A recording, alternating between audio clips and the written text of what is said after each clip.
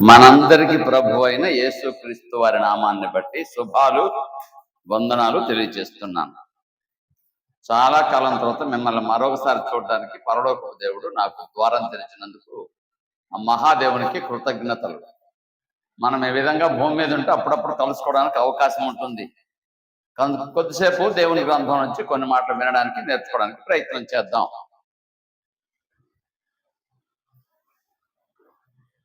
దైవజనుడిని నేను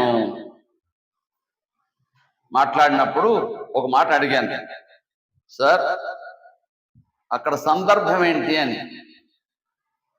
వారు ఏమన్నారంటే ప్రార్థన విజ్ఞాపన అని చెప్పారు. ప్రార్థన విజ్ఞాపన అని చెప్పారు. అలాగే అని చెప్పి నేను ఆలోచించి కొన్ని మాటలు గ్రంథం నుంచి తెలియచేయటానికి లేదా జ్ఞాపకం చేయటానికి. క్రొత్త సంగతులు అంటే ఏముండవు. బైబిల్ అంతా చాలా పాతది. 2000 సంవత్సరాల నాడే ముగించబడింది గ్రంథం వ్రాయడం. 2000 సంగతుల్ని 2000 సంవత్సరాల నుంచి ఈ విషయాలు మాటి మాటికి మనుషులు జ్ఞాపకం చేసుకుంటున్నారు. క్రొత్తది ఏమైనా చెప్పాలి అంటే ఇందులో లేనిది చెప్పాలి. ఇందులో ఉన్నదంతా ఎంత పాతది? 2000 సంవత్సరాల పాతది. కాకపోతే మనం వినకపోతే అది క్రొత్తగా ఉంటుంది, వింటే మాత్రం అది పాతదే. అది మాత్రం గుర్తుంచుకోవాలి. రైట్. దేవుని గ్రంథం నుంచి మనం నేర్చుకునేటప్పుడు మొదటిగా మనం చదువుకుందాం ఒక మాటని. అసలు మాటకు అర్థం విందాం. విజ్ఞాపన ఇవాళ అంశం. నేను చెప్పబోయే అంశం పేరేంటి అంటే ఏంటది? విజ్ఞాపన. విజ్ఞాపన అంటే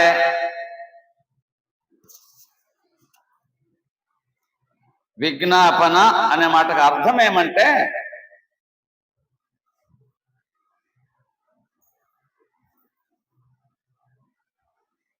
వినయపూర్వకంగా కోరికను తెలియచేయడము.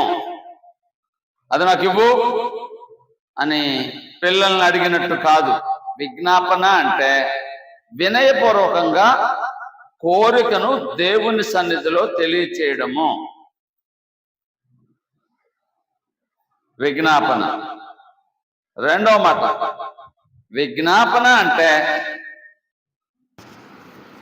అభ్యర్థన. విజ్ఞాపన అంటే విన్నపము మరియు అభ్యర్థన.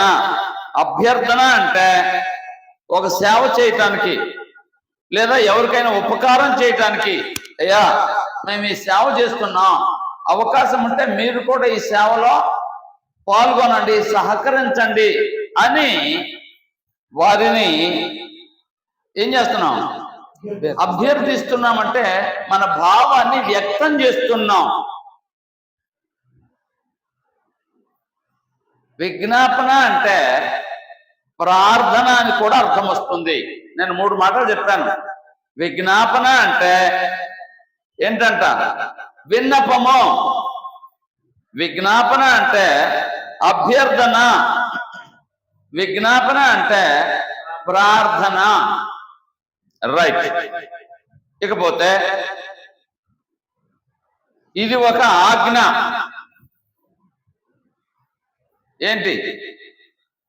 విజ్ఞాపన చెయ్యండి అని ఆజ్ఞాపించబడ్డాం మనం. ఎఫెసీ పత్రిక 6వ అధ్యాయము 18వ వచనం చదివితే, ఎఫెసీ పత్రిక 6వ అధ్యాయము 18వ వచనం చదివితే అక్కడ ఈ విధంగా ఉంటుంది. ఎఫెసీ పత్రిక 6వ అధ్యాయము 18వ వచనంలో ఈ విధంగా ఉంటుంది. ఆత్మ వలన ప్రతి సమయమునందును ప్రతి విధమైన ప్రార్థనలను విజ్ఞాపనలను చేయుచు ఆ విషయమై సమస్త పరిశుద్ధుల నిమిత్తమును పూర్ణమైన పట్టుదలతో విజ్ఞాపన చేయుచు మెళుకువగా ఉండుడి. చాలండి. ప్రార్థనను విజ్ఞాపనను చేయుచు ఆ విషయమై సమస్త పరిశుద్ధుల నిమిత్తమును పూర్ణమైన పట్టుదలతో విజ్ఞాపన చేయుచు మెలకువగా ఉండండి. విజ్ఞాపన చేయుచు మెలకువగా ఉండండి. ఆజ్ఞ ఇది. పరిశుద్ధాత్ముల ద్వారా పౌలు గారు మాట్లాడుతూ సంఘంతో మీరు ప్రార్థనలు విజ్ఞాపనలు చేయండి. సమస్త పరిశుద్ధుల నిమిత్తము సంపూర్ణమైన పట్టుదలతో విజ్ఞాపన చేయొచ్చు, మెలకువగా ఉండండి. విజ్ఞాపన చేయండి అనేది ఏంటంట? ఒక ఆజ్ఞ. ఆజ్ఞ. మరొక మాట వింటే అక్కడ 20వ వచనంలో ఉంది.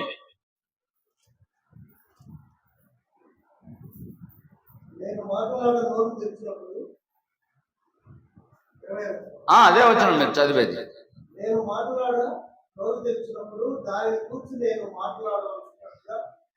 దానిని గూర్చి నేను మాట్లాడవలసి వచ్చినట్టుగా ధైర్యముతో మాట్లాడుటకై వాక్శక్తి నాకు అనుగ్రహించబడినట్లు నా నిమిత్తమును పూర్ణమైన పట్టుదలతో విజ్ఞాపన చేయొచ్చు, మెలకువగా ఉండండి. విజ్ఞాపన చేయండి. విజ్ఞాపన చేస్తూ మెలకువగా ఉండండి. విజ్ఞాపన అంటే ఏంటి? ఇప్పుడే మనం విన్నాం కదా, వినయపూర్వకంగా మనకు కావలసిన వాటిని వినయపూర్వక ఆయన సన్నిధిలో మనవి చేయటం, అభ్యర్థించడం లేదా ప్రార్థించడం అని అర్థం. రైట్. మరొక మాట విందాం.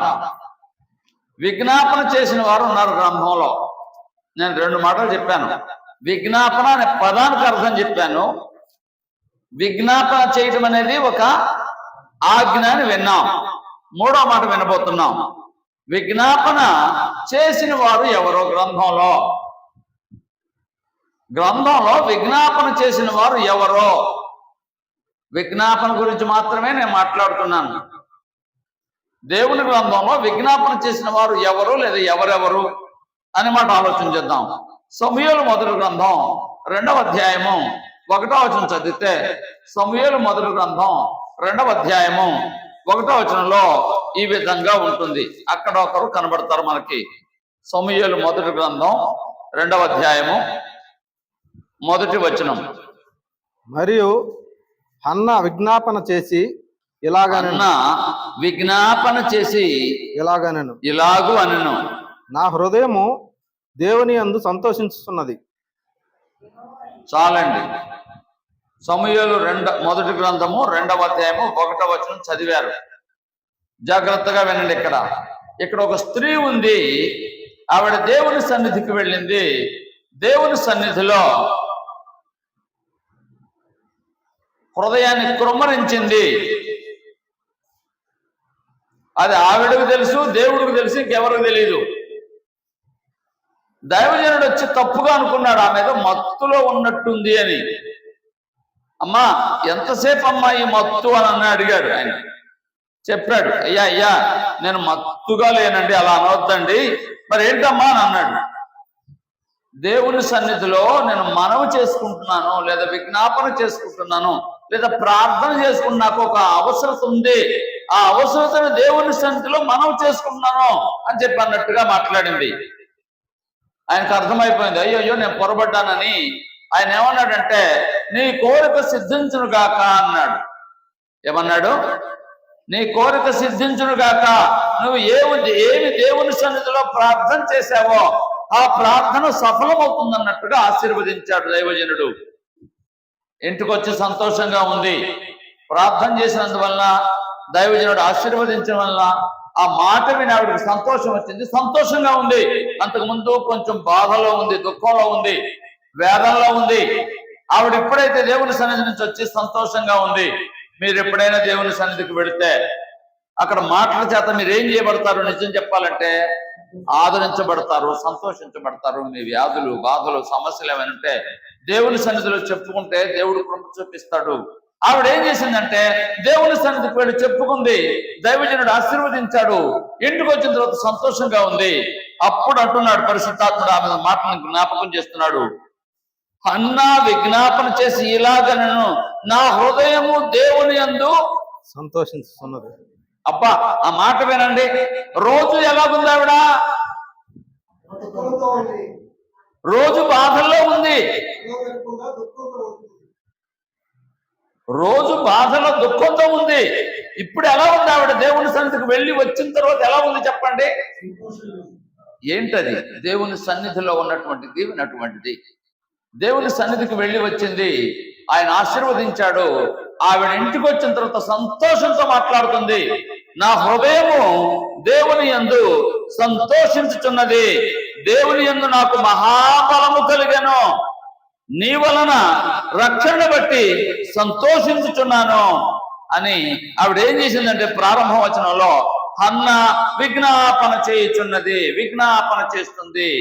ఏటా విజ్ఞాపన అంటే, అయ్యా మీ సన్నిధికి వచ్చాను, మీ సన్నిధిలో నా కోరిక మనం తెలియజేశాను. మీ సన్నిధిలో మీరు దైవజనుడి ద్వారా నన్ను ఆశీర్వదించారు, నీ కోరిక సిద్ధిస్తుందని చెప్పారు దైవజనుడు, నీవు కోరినట్టుగా సంతానం కలుగుతుందని చెప్పాడు, అందుచేత నా హృదయము సంతోషిస్తుందని చెప్పి ఆవిడేం చేస్తుంది? విజ్ఞాపన చేస్తుంది. సంతోషంతో విజ్ఞాపన చేస్తుంది. దేవుని సన్నిధిలో ఆమె తలంపుల్ని, ఆమె ఆలోచనల్ని అక్కడ పంచుకుంటుంది. దేవుని సన్నిధిలో విజ్ఞాపన చేస్తుంది. రైట్, మరొకరిని మనం చూద్దాం. 21వ అధ్యాయము 2వ గ్రంథం, సమూయేలు 2వ గ్రంథం 21వ అధ్యాయము 14వ వచనం.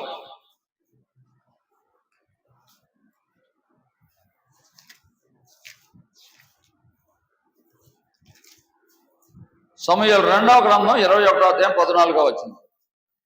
సౌలు ఎముకలను, అతని కుమారుడైన యోనాతాను ఎముకలను బెన్యామీను దేశమునకు చేరిన శాలలో ఉన్న సౌలు తండ్రి కీషు సమాధి యందు పాతిపెట్టిరి.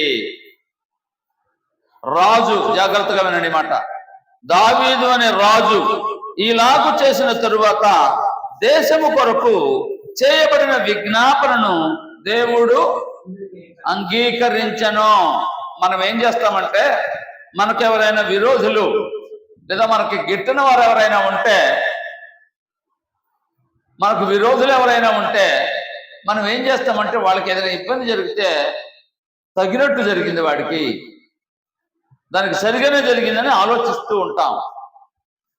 కానీ ఇక్కడ చక్కని మాట అండేది ఏంటంటే, సౌలు చనిపోయాడు. నిజానికి సౌలు దావీదును చంపడానికి ప్రయత్నం చేస్తూనే ఉన్నాడు. చివరికి సౌలు కుమారుడు చనిపోయారు. చనిపోతే నాకు విరోధులు, నన్ను చంపాలనుకున్నవాడు పీడ విరగడైపోయిందని చెప్పి అనుకోలేదు అతను. మరి ఏం చేశాడు దావీదు? వారి ఎముకలు తీసుకొచ్చి ఎక్కడ సమాధి చేయాలో అక్కడ సమాధి చేశాడు. చేసిన తరువాత దేశం కొరకయ్యా, సౌలు రాజు ఉన్న కాలంలో సరైన విధంగా ఆరాధన జరగలేదు, మీ కార్యాలు సరిగా జరగలేదు, నన్ను మీరు జ్ఞాపకం చేసుకున్నారు. ఇవాళ ఒకవేళ ఆయన దోషం చేసి ఉంటే క్షమించండి, మా దేశాన్ని క్షమించండి, మా ప్రజలను క్షమించండి అన్నట్టుగా విజ్ఞాపన చేసేటట్ట. ఇంకోసారి నేను చదువుతాను చివరి భాగం. అతడు ఈలాగు చేసిన తరువాత దేశము కొరకు చేయబడిన విజ్ఞాపనను దేవుడు అంగీకరించను. నీవు చేయవలసిన విధంగా చేసి నీ విజ్ఞాపన చేస్తే లేదా ప్రార్థన చేస్తే ఏం జరుగుతుంది? అంగీకరించబడుతుంది. అంగీకరించబడాలంటే దేవుని చిత్త ప్రకారంగా నీవు కార్యాలు జరిగించాలి. నీ కొరకు కాదు, దేశం కొరకు. అక్కడైతే దేశం కొరకు, ఇప్పుడైతే సంఘం కొరకు. సంఘం కొరకు నువ్వు ఆలోచించాలి. నేనేం చేయాలి సంఘం కొరకు? నా పాత్ర ఏంటి, నా బాధ్యత ఏంటి అని అడిగి తెలుసుకుని దేవుని పని కొరకు, సంఘం కొరకు నువ్వు ఏదైనా కార్యక్రమాలు చేస్తే, అప్పుడు నువ్వు విజ్ఞాపన చేస్తే నీ విజ్ఞాపన అంగీకరించబడుతుంది. మరొకరు మనం చూస్తే దానియేలు గ్రంథం 9వ అధ్యాయము 3వ వచనం చదివితే, దానియేలు గ్రంథం 9వ అధ్యాయము 3వ వచనం.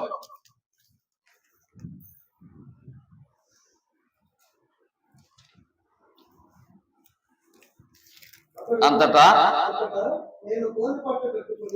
గోనె పట్ట కట్టుకుని ధూళి తలపైన వేసుకొని ఉపవాసం ఉండి ప్రార్థన విజ్ఞాపనలు చేయుటకై దేవుని ఎదుట నా మనసును నిబ్బరము చేసుకుంటేనే. అయ్యా అమ్మా, మరోసారి వినండి ఈ మాట. దానియేలు మాట్లాడుతూ, దానియేలు ఏం చెప్తున్నాడంటే, నేను చదువుతానమాట.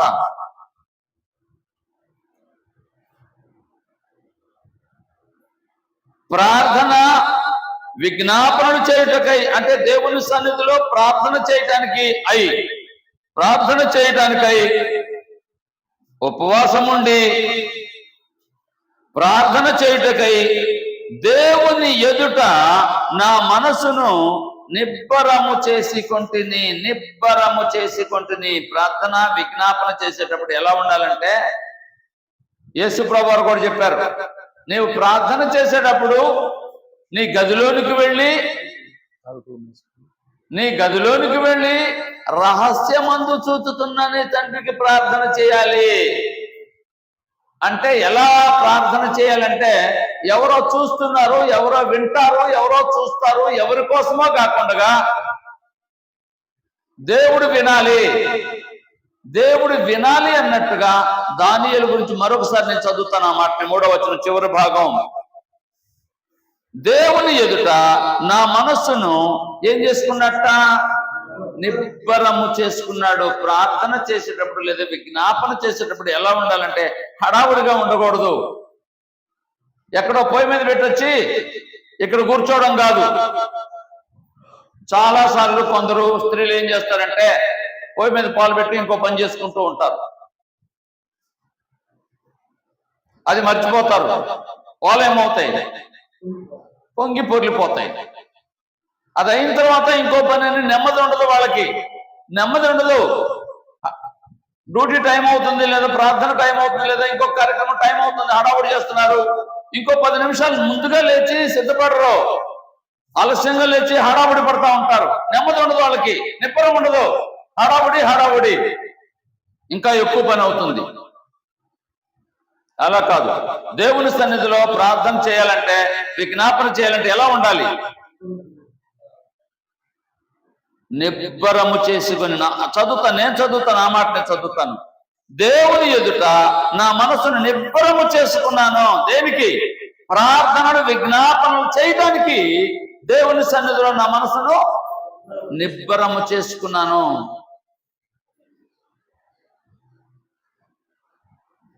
ఎందుకండి ఎప్పుడు నెమ్మదిగా ఉంటారంటారు కొంతమంది. అవును, నెమ్మదిగా ఉండగా పరుగులు ఎత్తుంటారు. ఎందుకండి? నెమ్మదిగా ఉండాలి మనిషి, ఆరోగ్యంగా ఉండాలి అంటే. హడావుడి పడితే హడావుడి జబ్బులు వస్తాయి. కాబట్టి నెమ్మదిగా ఉండాలి. దేవుని సన్నిధిలో ప్రార్థన చేసేటప్పుడు లేదా విజ్ఞాపన చేసేటప్పుడు ఎలా ఉండాలి? మనసు నిబ్బరం చేసుకోవాలి, హడావుడి ఉండకూడదు. చేశాడో లేదా దానియేలు? ఆయన ప్రార్థన అంగీకరించాడో లేదా దేవుడు? అవును, రైట్. మరొకరిని విందాం. నెహెమ్యా గ్రంథం 1వ అధ్యాయం 4వ వచనం చదివితే, ఎజ్రా నెహెమ్యా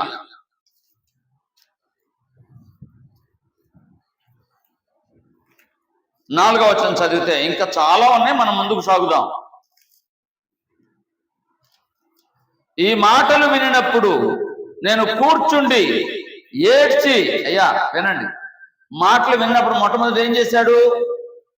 కూర్చున్నాడు నెమ్మదిగా, ఏడ్చి కొన్ని దినములు దుఃఖముతో ఉపవాసం ఉండి ఆకాశమందుల దేవుని ఎదుట విజ్ఞాపన చేసి. ఏం చేశాడు నెహెమ్యా?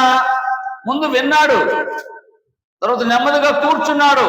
దేవుని సన్నిధిలో నేనేం అడగాలి, దేవుని సన్నిధిలో నేను ఎలా అడగాలి అని సిద్ధపడి, నిబ్బరం చేసుకున్నాడు అన్నట్టుగా సిద్ధపడి దేవుని సన్నిధిలో ప్రార్థన చేశాడు.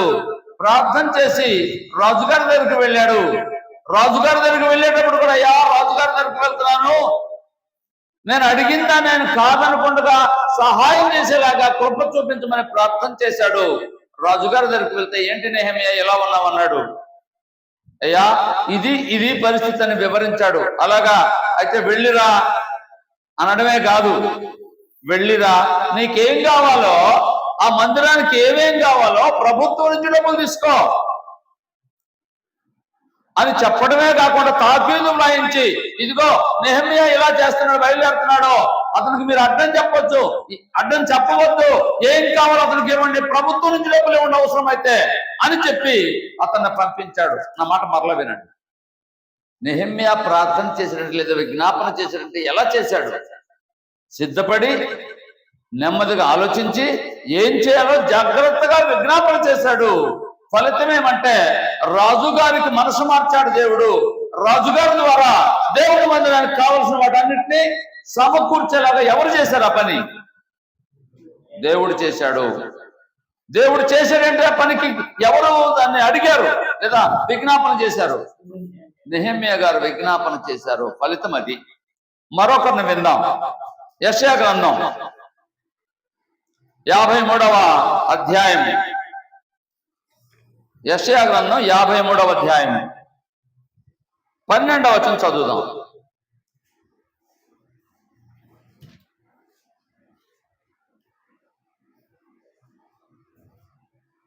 ఏలయనగా యెషయా గ్రంథం 53వ అధ్యాయము 12వ వచనం నేనే చదువుతున్నాను. ఏలయనగా మరణము నొందినట్లు అతడు తన ప్రాణమును ధారపోసెను. యేసు ప్రభువు ఇచ్చిన ప్రవచనం ఇది. అతిక్రమం చేయు వారిలో ఎంచబడిన వాడాయను, అనేకుల పాపమును భరించుచు తిరుగుబాటు చేసిన వారిని గురించి విజ్ఞాపన చేశాను. ఏంటంటే ఎవరి కోసం విజ్ఞాపన చేసింది? యేసు ప్రభు. ఇది ప్రవచనం. యేసు ప్రభు పుట్టక మునిపే యేసు ప్రభు వారు పుడతారో, ఆయన భూమి మీద జీవిస్తారో, ఆ జీవించి ఆయన ఏం చేస్తాడంటే తిరుగుబాటు చేసిన వరకు ఏం చేస్తాడు? ఆయన విజ్ఞాపన చేస్తాడు. విజ్ఞాపన చేస్తాడు. చేశాను. యేసుక్రీస్తుని గురించిన ప్రవచనం నేను 5గురిని చెప్పాను మీ ముందు. హన్నా విజ్ఞాపన చేసింది, దావీదు విజ్ఞాపన చేశాడు, దానియేలు విజ్ఞాపన చేశాడు, నెహెమ్యా విజ్ఞాపన చేశాడు. మన ప్రభు అయిన యేసుక్రీస్తు వారు కూడా విజ్ఞాపన చేశారు. రైట్. విజ్ఞాపన అంటే ఏంటో విన్నాం. విజ్ఞాపన అనేది ఒక ఆజ్ఞ అని విన్నాం. విజ్ఞాపన చేసిన వారు ఎవరో విన్నాం. విజ్ఞాపన ఎవరు చేస్తారో విన్నాం. ఇప్పుడు చేసిన వారిని కదా విన్నాం. ఇప్పుడు ఎవరు చేస్తారు? జకర్యా గ్రంథం 12వ అధ్యాయం 10వ వచనం చదివితే, జకర్యా గ్రంథం 12వ అధ్యాయం 10వ వచనం చదివితే అక్కడ ఓ మాట ఉంది. జకర్యా, హగ్గయి జకర్యా 12:10. దావీదు సంతతి వారి మీదను యెరూషలేము నివాసుల మీదను కరుణ నొందించు ఆత్మను, విజ్ఞాపన చేయు ఆత్మను నేను కుమ్మరింపగా వారు తాము పొడిచిన నా మీద దృష్టి ఉంచి, ఒకడు తన ఏక కుమారుని విషయమై దుఃఖించినట్లు, తన జ్యేష్ఠపుత్రుని విషయమై ఒకడు ప్రలాపించినట్లు అతని విషయమై దుఃఖించుతూ ప్రలాపింతురు. నేను మరలా చదువుతాను ఈ మాట. కరుణ నొందించు ఆత్మను, విజ్ఞాపన చేయు ఆత్మను నేను కుమ్మరింపగా. నువ్వు ప్రార్థన చేయాలంటే దేవుడు దయ కూడా కావాలి. చాలా మంది నిద్రలేసినప్పుడు వెంటనే ఆ పని ఈ పనిని హడావుడి ఉంటారు. నేను పనులు చేసుకోవడం తప్పనడం లేదు. దానికంటే ముందుగా మొట్టమొదటిగా మనం చేయవలసిన పని ఏమంటే దేవుని సన్నిధిలో ఈరోజు నా పని ఏంటి, నా ఆలోచన ఏంటి కూర్చొని ముందుగా ఇది చేయాలి, ఇది చేయాలి, ఇలా చేయాలి, ఇలా ప్లాన్ చేసుకోవాలి. దాన్ని అయ్యా నా ప్లాన్ ఇది, మీ చిత్తం అయితే ఇదంతా సఫలం పరిచేలాగా మీరు కృప చూపించండి, ఇలా చేయడానికి నాకు నేర్పించండి, సహాయం చేయండి, ఆటంకపరచకుండా ముందుకు సాగడానికి కృప చూపించండి.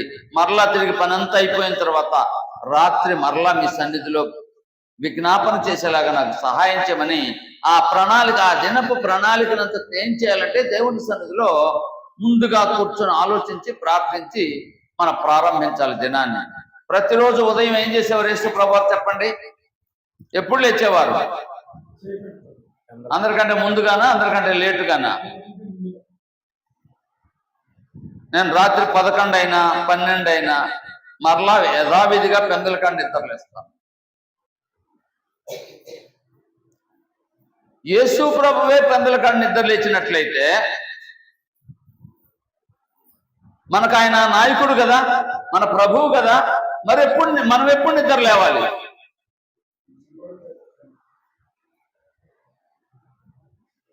ఉదయాన్నే కొందరికి నేను ఫోన్ చేస్తాను, అయ్యా ఫోన్ అని. సార్ ఇంకా నిద్ర లేవలేదండి అయ్యగారు అంటారు. నేను నెమ్మదిగా అంటానమ్మా, యేసు ప్రభువారు ఎప్పుడు నిద్ర లేచారో మీకు తెలుసా అంటాను. ఆవిడ కొంచెం సిగ్గుపడి, సార్ ఆయన ఇట్లా కాదండి రాత్రి లేట్ ఏదో చెప్తా ఉంటారు. ఇంకోసారి నేను ఫోన్ చేసినప్పుడు ఆయనకు చెప్పమ్మా పెందలకాండ నిద్ర లేవమని చెప్తాను. అంటే స్నేహితులకేలే. ఎందుకంటే మనం పెందలకాండ నిద్ర లేవాలి, దేవుని సన్నిధిలో విజ్ఞాపన చేయాలి. రైట్, ఇక్కడ విజ్ఞాపన చేయాలంటే పరిశుద్ధాత్మ గురించి మాట్లాడుతున్నాడు దేవుడు. ఏమంట? కరుణనందించు ఆత్మను, విజ్ఞాపన చేయ ఆత్మను నేను కుమ్మరిస్తానంటున్నాడు. మీకు క్రొత్త నిబంధనలోకి వస్తే ఇప్పుడు మనం దేవునితో సహవాసం కలిగి ఉండాలి అంటే ఏం కలిగి ఉండాలి? మనం పరిశుద్ధాత్మనే వరాన్ని కలిగి ఉండాలి. మన హృదయం బాప్తిస్మం పొందినప్పుడు పరిశుద్ధాత్మ అనే వరం వస్తుంది మనకి. వచ్చినప్పుడు దాన్ని పోగొట్టుకోకుండా జాగ్రత్త పడాలి. గుర్తుపెట్టుకోండి, పరిశుద్ధాత్మ అనే వరాన్ని మనం పోగొట్టుకోకుండా జాగ్రత్తగా కాపాడుకోవాలంటే పాపము లేకుండా జీవించాలి. పరిశుద్ధాత్మని ఆత్మను ఆర్పకుడి అంటాడు, ఆత్మను దుఃఖపరచకుడి అంటాడు. అంటే ఒకవేళ తప్పు చేస్తే పాపంలో కొనసాగుతూ ఉంటే మనలో ఉన్న పరిశుద్ధాత్మనే ఆయన వెళ్ళిపోతాడు, ఉండడు. మనం మొరపెట్టినా వీలు కాదు. కాబట్టి దేవుని చేత దయను పొందాలి మనం. మరొకటి విందాం. రోమాపత్రిక 8వ అధ్యాయము 26వ వచనం చదివితే, రోమాపత్రిక 8వ అధ్యాయము 26వ వచనం చదివితే అక్కడ ఈ విధంగా ఉంటుంది. రోమాపత్రిక 8వ అధ్యాయము 26, 27 వచనాలు. అటువలే ఆత్మయు మన బలహీనతను చూచి సహాయము చేయుచున్నాడు. ఏలైనగా మనము యుక్తముగా ఎలాగూ ప్రార్థన చేయవలనో మనకు తెలియదు, కానీ ఉచ్చరింప శక్యము కాని మూలుగులతో ఆ ఆత్మ తానే మన పక్షముగా, ఎవరంట? ఆ ఆత్మ మనలో ఉంటే, కాపాడుకుంటే, ఆ ఆత్మ మనలో ఉండి ఏం చేస్తుంది అంటే, ఏం చేస్తుందట? మన పక్షంగా విజ్ఞాపన చేస్తుంది. మన పక్షంగా విజ్ఞాపన చేస్తుంది. మనలో ఉంటాడు, ఉండి విజ్ఞాపన చేస్తాడు. అలాగే 27వ వచనం కూడా చదవనక్కర్లేదు. 8వ అధ్యాయం 34వ వచనం చదివితే, రోమాపత్రిక 8వ అధ్యాయం 34వ వచనం, శిక్ష విధించేవాడెవడు? చనిపోయిన యేసుక్రీస్తే. అంతేకాదు, మృతులలో నుండి లేచిన వాడును, దేవుని కుడి పార్శ్వమున ఉన్నవాడును, మన కొరకు విజ్ఞాపనము కూడా చేయువాడును ఆయనే. పరిశుద్ధాత్మని మనలో ఉన్నందుచేత పరిశుద్ధాత్ముడు విజ్ఞాపన చేస్తున్నాడు మనలో ఉండి. రెండవదిగా మృతుల్లో నుంచి లేచిన వాడును, దేవుని కుడి పార్శ్వమున ఉన్నవాడును, మన కొరకు విజ్ఞాపనము కూడా మన పక్షంగా విజ్ఞాపన చేస్తున్నాడు యేసుప్రభు వారు. ఆహా, దేవుడు ఎంత గొప్ప అవకాశాన్ని మనకి ఇచ్చాడో తెలుసా? మనం పరిశుద్ధాత్మ ద్వారా మనలో ఉండి పరిశుద్ధాత్మను మాట్లాడుతున్నాడు, దేవునికి ప్రార్థన చేస్తున్నాడు, విజ్ఞాపన చేస్తున్నాడు. మన పక్షంగా, మనలో ఉండి పరిశుద్ధాత్ముడు విజ్ఞాపన చేస్తున్నాడు. మన పక్షంగా దేవుడి దగ్గర నుండి యేసు ప్రభు వారు మన కొరకు విజ్ఞాపన చేస్తున్నాడు. ఇక్కడ ఒక ఆయన ఉన్నాడు, పరలోకంలో ఒక ఆయన ఉన్నాడు. మన దగ్గర పరిశుద్ధాత్ముడు ఉన్నాడు, పరలోకంలో యేసు ప్రభు వారు ఉన్నారు. ఇక్కడి నుంచి ప్రార్థన చేస్తే ఎవరు? 27వ వచనం చదివితే ఆ మాట ఉంది.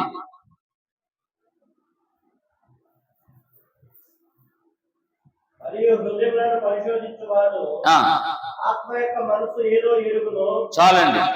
ఆత్మ యొక్క మనస్సు ఏదో ఎరుగునో. ప్రార్థన చేస్తే నిన్ననే నేను చెప్పాను క్లాసులో, ప్రార్థన చేసేటప్పుడు నేర్చుకుని ప్రార్థన చేసేవారు ఉంటారు. నేర్చుకుని ప్రార్థన చేస్తే అది దేవుని దగ్గరకు వెళ్ళదు. ఆత్మతో ప్రార్థన చేయాలి. అంటే నేర్చుకుని చేసే ప్రార్థన ఇది ఆత్మతో చేసే ప్రార్థన అని ఎవరికి తెలుసు? దేవునికి తెలుసు. అది కాబట్టి అందరూ ప్రార్థన చేస్తారు. ఏ ప్రార్థన సరి అయిందో దేవునికి మాత్రమే తెలుసు. చాలు. మరొక మాట విందాం. అదేంటంటే ఎఫెసీ పత్రిక 1:19 చదువుదాం. ఎఫెసీ పత్రిక 1:19.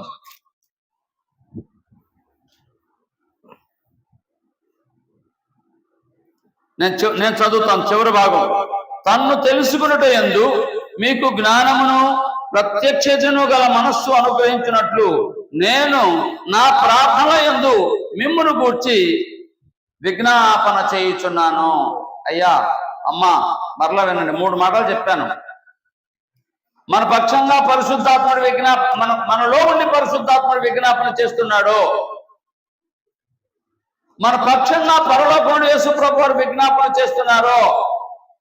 అలాగే ఇక్కడ పౌలు గారు సంఘంలో క్రైస్తవుల కోసం విజ్ఞాపన చేస్తున్నాడు అని చెప్తున్నాడు. సువార్థికుడు విజ్ఞాపన చేస్తాడు సంఘంలో ప్రతి ఒక్కరి కొరకు.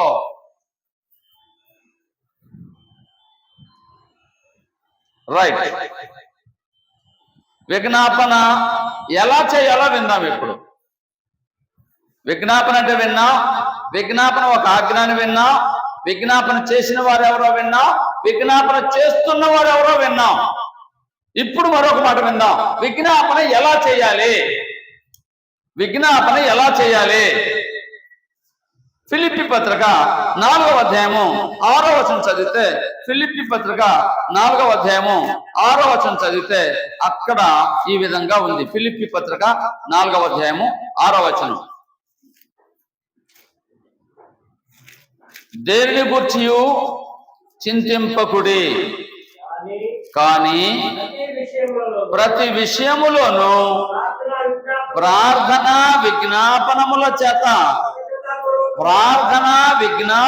చేత కృతజ్ఞతాపూర్వకముగా మీ విన్నపములు దేవునికి తెలియచేయుడి. కొందరు మాట్లాడేటప్పుడు, పిల్లలు కొంతమంది తల్లిదండ్రులతో మాట్లాడేటప్పుడు ఏడుస్తూ చెప్తూ ఉంటారు. తల్లిదండ్రులు ఏమంటారు? రే ఎందుకు ఏడుస్తావు? ఏం బాధ వచ్చింది నీకు అంటారా? అనరా? సంతోషంగా ఉండరా అని అంటారు. అలాగే మనం దేవుని సన్నిధిలో ఎలా ఉండాలంటే విజ్ఞాపన చేసేటప్పుడు కృతజ్ఞతాపూర్వకంగా, అయ్యా మాకు ఇది చేశారు, మీరు గతంలో ఇది చేశారు, ఇలా చేశారు, అందుని బట్టి కృతజ్ఞతలు, ఇదిగో దీనికోసం మేము మరలా మీ సన్నిధిలో విజ్ఞాపన చేస్తున్నాం అన్నట్టుగా కృతజ్ఞతాపూర్వకంగా విజ్ఞాపన చేయాలి. కృతజ్ఞతాపూర్వకం. మరలా చదువుతాను నేను. ప్రార్థన విజ్ఞాపన చేత కృతజ్ఞతాపూర్వకముగా మీ విన్నపములు దేవునికి తెలియచేయండి. ఎలా చేయాలి? కృతజ్ఞతాపూర్వకంగా విన్నపాలు తెలియచేయాలి. రెండవది విందాం. ఇందాకే మనం చదివాం రోమాపత్రిక 8:26. ఆత్మ తానే మన పక్షంగా, అంటే ఆత్మ కలిగి ప్రార్థన చేయాలి. ఆత్మ కలిగి ప్రార్థన చేయాలంటే పాపంతో మనం సహవాసంలో ఉంటే, పాపంలో ఉంటే మన దగ్గర ఎవరుండరు? పరిశుద్ధాత్మ అనే వరం మనలో ఉండదు. మనం ప్రార్థన చేస్తాం కానీ ఫలితం ఉండదు. కనుక ఆత్మ కలిగి ప్రార్థన చేయాలి. మరొక మాట విందాం. విజ్ఞాపన ఎటువంటిది? ఎంత బలమైంది? విజ్ఞాపన చేస్తే ఎటువంటిది? ఎలా ఉంటుంది అసలు అది? ఒకసారి విందాం. యాకోబు పత్రిక 5:16 చదువుదాం. యాకోబు పత్రిక 5:16.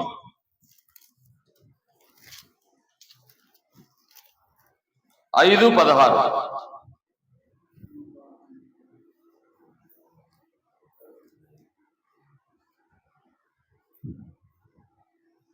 మీ పాపములు, నేను చదువుతాను, ఒకరితో ఒకరు ఒప్పుకొనుడి, మీరు స్వస్థత పొందినట్లు ఒకని కొరకు ఒకడు ప్రార్థన చేయడాడు. తప్పు జరిగితే సహోదరి తప్పు జరిగితే అయ్యా పొరపాటైంది క్షమించండి అని ఒప్పుకోవాలి. నీతిమంతుని ప్రార్థన విజ్ఞాపన, నీతిమంతుని విజ్ఞాపన బహుబలము గలదై. ఎట్లా ఉంటుందట? బహుబలము కలిగింది. ఎంత అంటే నీతిమంతుని విజ్ఞాపన ఎంత బలం కలిగిందంటే, అయ్యా ఈ ప్రజలు నీవే దేవుడు అని తెలుసుకునేలాగా వర్షం కురిపించు అన్నాడు ప్రవక్త. ఈ ప్రజలు నువ్వు దేవుడు అని తెలుసుకునేలాగా నేను ప్రార్థన చేస్తున్న వర్షం ఇవ్వయ్యా అన్నాడు. ఏం జరిగింది? గత 3.5 సంవత్సరాలుగా వర్షం లేదు. ప్రార్థన చేశాడు ప్రవక్త. ఏం జరిగింది చెప్పండి? వర్షం వచ్చింది. ఎంత బలం కలిగిందో చెప్పండి. వర్షం రావాలంటే మామూలు మాటలా? ఆయన ప్రార్థనలో అంత బలం ఉంది. నువ్వు కూడా ప్రార్థన చేస్తే, విజ్ఞాపన చేస్తే సరైన విధంగా విజ్ఞాపన చేస్తే నీ ప్రార్థనకు అంత బలం ఉంటుంది. ప్రార్థన చేస్తే ఏమొస్తుంది అయ్యా అని అంటారు చాలా మంది. ప్రార్థన చేస్తే రాకపోతే మరేమొస్తుంది? తారుమారు చేస్తుంది ప్రార్థన, పరిస్థితులను తారుమారు చేస్తుంది. రైట్.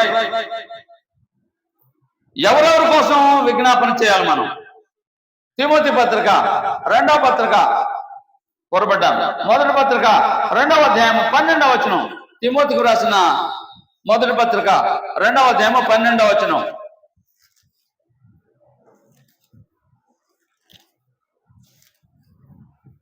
ఒకటి 2 వచనాలు. తిమోతికి రాసిన 1వ పత్రిక 2వ అధ్యాయం 1-2 వచనాలు.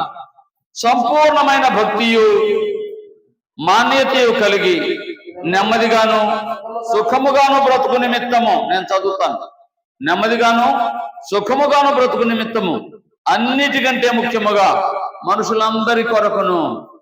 మనం ఎవరి కోసం ప్రార్థన చేస్తాం మామూలుగా? మీరు చెప్పండి. ఉదయాన్నే లేచి నా కొరకు, నా భార్య కోసం, నా పిల్లల కోసం, మా బంధువుల కోసం ప్రార్థన చేస్తాం సాధారణంగా. ఇక్కడ ఏమంటున్నాడు పరిశుద్ధాత్ముడు? మనుషులందరి కొరకు, మరి ముఖ్యముగా రాజుల కొరకు, అధికారుల కొరకు విజ్ఞాపనలు, ప్రార్థనలు, యాచనలు, కృతజ్ఞతాస్తుతులు చేయవలని హెచ్చరించుచున్నాను. ఇది హెచ్చరిక. రాజుల కొరకు అంటే ఆ రోజుల్లో రాజులు ఉండేవారు, ఇప్పుడు ప్రధానులు ఉంటారు. అధికారుల కొరకు అంటే ప్రభుత్వ ఉద్యోగుల కొరకు, మనుషులందరి కొరకు ఏం చేయాలంటున్నాడు? ప్రార్థన, విజ్ఞాపనలు, యాచనలు, కృతజ్ఞతాస్తుతులు చేయవలనని హెచ్చరించుచున్నాను. రైట్. మరొక మాట విందాం. విజ్ఞాపన ఎప్పుడు అంగీకరించబడుతుంది? విజ్ఞాపన ఎప్పుడు అంగీకరించబడుతుంది? చదువుదాం అన్నమాట.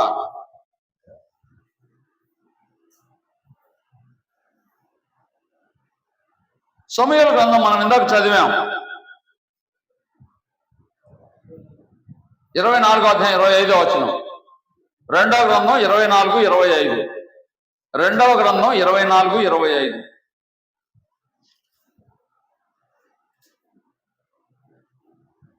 అక్కడ దావీదు దేవుని నామమున ఒక బలిపీఠము కట్టించి దహన బలులు, సమాధాన బలులు అర్పించను.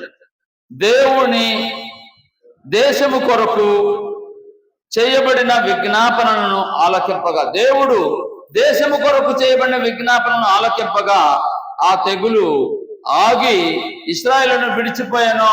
అట్లా వినండి. ఇక్కడ దేశం మీదకి తెగులు వచ్చింది. దావీదు ప్రార్థన చేస్తున్నాడు, అయ్యా పాపం చేసింది నేను, కానీ దేశం మీదకి వచ్చింది తెగులు. నేను కదా తప్పు చేసింది, వారి మీదకి తెగులు వచ్చింది ఏంటి అని దేవుని సన్నిధిలో విజ్ఞాపన చేశాడు. నన్ను క్షమించు అన్నట్టుగా దేవుడు తెగుల్ని ఆపివేశాడు. అంగీకరించబడిందా లేదా అతని విజ్ఞాపన? రైట్. మరో మాట విందాం. మత్తయి సువార్త 12వ అధ్యాయం 31వ వచనం. మత్తయి సువార్త 12వ అధ్యాయం 31వ వచనం.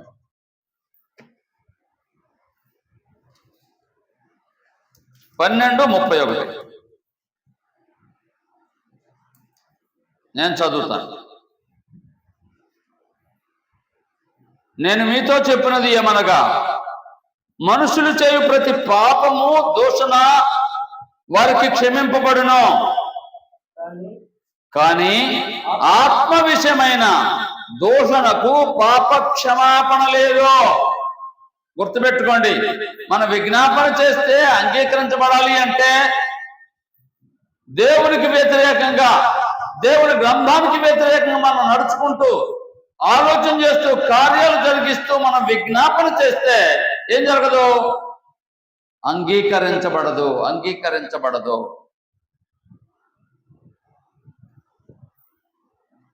మరి ఎప్పుడు అంగీకరిస్తాడు? మనలో దోషమున్నా పాపమున్నా దేవుని వాక్యానికి వ్యతిరేకంగా మనం జీవిస్తున్నా, మాట్లాడినా, ఆ విధంగా ఉంటూ మనం విజ్ఞాపన చేస్తే మన విజ్ఞాపన అంగీకరించబడదు. నేను చెప్పడం లేదు, యేసు ప్రభువు వారు చెప్తున్నారు. ఇంకోసారి చదువుతాను, 31వ వచనం. నేను మీతో చెప్పినది ఏమనగా, మనుషులు చేయు ప్రతి పాపమును దూషణయు వారికి క్షమింపబడును, కానీ ఆత్మ విషయమైన దూషణకు పాప క్షమాపణ లేదు. ఎందుకని? దేవుడు వ్రాయించి పెట్టాడు గ్రంథంలో మాటలు, దేవుని మాటలు. ఆ మాటలకు వ్యతిరేకంగా మనం ఆలోచన చేయకూడదు. ఆ మాటల ప్రకారంగా జీవించాలి, ఆ మాటల ప్రకారంగా మాట్లాడాలి. అలా కాకపోతే మన విజ్ఞాపనలు అంగీకరించబడవు. ఆఖరి మాట చెప్తాను. మరి ఎప్పుడు మన విజ్ఞాపన అంగీకరించబడుతుంది? మన విజ్ఞాపన ఎప్పుడు అంగీకరించబడుతుంది? చదువుదాం మాట. హెబ్రీ పత్రిక 7వ అధ్యాయము 25వ వచనం. హెబ్రీ పత్రిక 7వ అధ్యాయము 25వ వచనం. హెబ్రీ పత్రిక 7వ అధ్యాయము 25వ వచనం.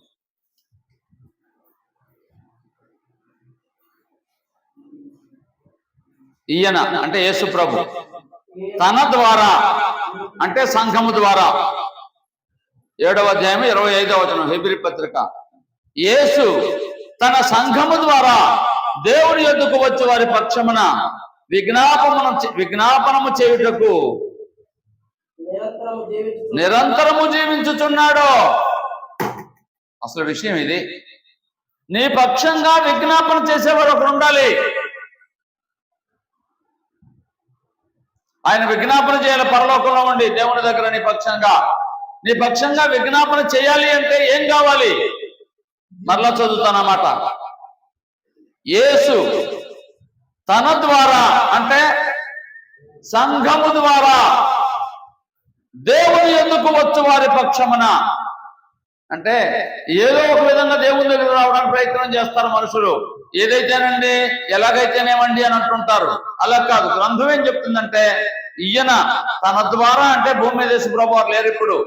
మరి ఎవరున్నారు ఇక్కడ? ఆయన సంఘం ఉంది. ఆయన సంఘం ద్వారా దేవుని దగ్గరికి వెళ్ళాలి. మనం సంఘంలో ఉండాలి, సంఘం ద్వారా వెళ్ళాలి. తన ద్వారా దేవుని యొద్దకు వచ్చి వారి పక్షమున ఏం చేస్తున్నాడంటే ఆయన విజ్ఞాపన చేయుటకు నిరంతరము జీవించుతున్నాడు. దేవుడు నీ కోసం చేసిన ఏర్పాటు ఏంటంటే, దేవుడు నీ కోసం నా కోసం చేసిన ఏర్పాటు ఏమంటే, మరలా చెప్తానమాట, దేవుడు మనందరి కోసం చేసిన ఏర్పాటు ఏమంటే, భూమి మీదకి తన కుమారుడు పంపించాడు. ఆ కుమారుడు వచ్చి సిలువ వేయబడి చనిపోయి సమాధి చేయబడితే సమాధి దేవుడు తిరిగి లేపాడు. ఆయన ద్వారా ఒక సంఘం ఏర్పాటు చేశాడు దేవుడు. ఆ సంఘం వచ్చేవారిని పరిశుద్ధులుగా, పవిత్రులుగా, నిర్దోషులుగా చేయడానికి గ్రంథాన్ని ఇచ్చాడు. ఎవరైతే ఆయన రక్తం ద్వారా కడుగుబడి ఆయన సంఘంలో చేర్చబడి ఆ సంఘంలో పరిశుద్ధులుగా, నిర్దోషులుగా ఉంటారో, జీవిస్తూ ఉంటారో, దేవుని వాక్య ప్రకారంగా ప్రవర్తిస్తూ ఉంటారో, ఆరాధన చేస్తూ ఉంటారో, వారి కొరకు విజ్ఞాపన చేయటానికి పరలోకంలో యేసు ప్రభువు జీవిస్తున్నాడు. నీ కోసం ఏర్పాటు చేయబడ్డాడు. దాన్ని వినియోగించుకోవాలి. నేను అప్పుడప్పుడు కొందరితో మాట్లాడుతూ ఉంటాను. మాట్లాడేటప్పుడు కొందరు ఆటో నడిపేవాళ్ళు, లేకపోతే ఇంకేదో పనులు చేసేవాళ్ళు ఉంటారు. అయ్యా, ఆటో నీ సొంతమా బాడుగు అంటే, బాడుగుదండి అంటారు. నేనంటాను, బాడుగుదా? అయితే ప్రభుత్వ పథకం ఉంది కదా, పెట్టుకోవచ్చు కదంటే, ఉందా? నాకు తెలియదండి అంటారు. చాలా పథకాలు మనకు తెలియవు, ప్రభుత్వ పథకాలు. అంటే తెలిస్తే కనీసం ఎలా పొందాలో తర్వాత తెలుసుకుంటాం. అసలు పథకమే తెలియకపోతే దాన్ని పొందడం ఎలా తెలుస్తుంది? అలాగే నీ కోసం దేవుడు ఒక ప్రణాళిక సిద్ధం చేశాడు. జగత్తు పునాది వేయబడక మునిపే తన కుమారుడు శిలువలో చనిపోవాలని, సమాధి చేయబడి తిరిగి లేవాలని, లేచిన ఆయన ద్వారా సంఘం ఏర్పాటు చేయాలని, ఆ సంఘంలో ఉన్నవారు పరిశుద్ధులుగా, పవిత్రులుగా, నిర్దోషులుగా ఉండాలని, వారి కోసం యేసు ప్రభు పరలోకంలో విజ్ఞాపన చేయాలని ఆయన అడిగితే కాదంటాడా దేవుడు? ఒకసారి చెప్పండి మీరు. యేసు ప్రభు వారు మన పక్షంగా విజ్ఞాపన చేశాడు అనుకోండి, చేస్తే దేవుడు ఆయన మాట కాదంటాడా? ఏం భాగ్యం అండి మన భాగ్యం. నేను చెప్పిన మాటలన్నీ జ్ఞాపకం చేయబోతున్నాను. విజ్ఞాపన అనే మాటకు అర్థం ఏమంటే విన్నపము, అభ్యర్థన, ప్రార్థన. విజ్ఞాపన అనేది ఒక ఆజ్ఞ. విజ్ఞాపన చేసిన వారు ఎవరంటే హన్న, దావీదు, దానియేలు, నెహెమ్యా, మన ప్రభు అయిన యేసుక్రీస్తు. విజ్ఞాపన చేసేవారు ఎవరయ్యా అంటే కరుణనుందించు లేదా విజ్ఞాపన చేసే ఆత్మను దేవుడిస్తే ఆ ఆత్మ నుండి మనలో విజ్ఞాపన చేస్తుంది. మన ప్రభు అయిన యేసు సమాధి నుంచి తిరిగి లేచారు కాబట్టి ఆయన మన పక్షంగా విజ్ఞాపన చేస్తారు. సువార్తికుడు విజ్ఞాపన చేస్తాడు. విజ్ఞాపన ఎలా చేయాలంటే మనసు నిబ్బరం చేసుకొని చేయాలి, పాపమును ఒప్పుకొనుచు చేయాలి, కృతజ్ఞతాపూర్వకంగా చేయాలి, ఆత్మ కలిగి చేయాలి. విజ్ఞాపన యొక్క బలం ఎంత అంటే ఎంత? మీరు అడుగు వాటినన్నిటినీ పొంది ఉన్నారు అంటాడు. మీరు అడిగితే ఇస్తాడంతే. అయితే దేవుని చిత్త ప్రకారంగా అడిగితే జరుగుతుంది. విజ్ఞాపన ఎవరి కోసం చేయాలంటే మనుషులందరి కోసం చేయాలి, దేవుని పని కోసం చేయాలి, రాజుల కొరకు, అధికారుల కొరకు, వగేరా వగేరా. విజ్ఞాపన ఎప్పుడు అంగీకరించబడుతుందంటే దేవుని చిత్త ప్రకారంగా చేస్తే అంగీకరించబడుతుంది. విజ్ఞాపన ఎప్పుడు అంగీకరించబడదంటే దేవుని చిత్తానికి వ్యతిరేకంగా మనం చేస్తే అంగీకరించబడదు. ఆఖరి మాట, నీ కోసం విజ్ఞాపన చేసేవారు ఉన్నారా ఎవరైనా? నీవు చేసే కంటే కూడా నేను చాలా మందికి చెప్తూ ఉంటానయ్యా, నా పక్షంగా దేవుడు యేసు ప్రభు వారు విజ్ఞాపన చేస్తున్నారు, ఆయన గ్రంథం చదువుతుంటే, ఆయన పని చేస్తుంటే ఆయనే నా కోసం విజ్ఞాపన చేస్తాడు, నా పనులను ఆయనే చేస్తాడని చెప్తాను. నిజంగా ఆశ్చర్యం ఇది. మా పిల్లలు బాగా చదువుకుంటున్నారు అనుకోండి, కొద్దిసేపు వాడు అది కావాలి ఇది కావాలని ఆలోచన చేస్తాడా? వాడికి ఏం కావాలో తండ్రిగా నేను సమకూరుస్తాను, అవునా కాదా? అలాగైతే ఇప్పుడు చెప్పండి, మన పక్షంగా ఎవరున్నారు? ప్రభు అయిన యేసు పరలోకంలో ఉన్నాడు. ఎక్కడుంటే? ఆయన సంఘంలో ఉంటే. ఆయన సంఘంలో మీరున్నారు, మీకు వందనాలు. లేని వారు కూడా తెలియచేసి వారి పక్షంగా మీరు విజ్ఞాపన చేసి వారు కూడా సంఘంలోకి వచ్చేలాగా తెలియచేయాలని, ప్రార్థన విజ్ఞాపనతో మీరు నిరంతరంగా ముందు కొనసాగాలని తెలియచేస్తూ శ్రద్ధగా విన్నందుకు మిమ్మల్ని అభినందిస్తూ ముగిస్తున్నాను. అందరికీ వందనాలు.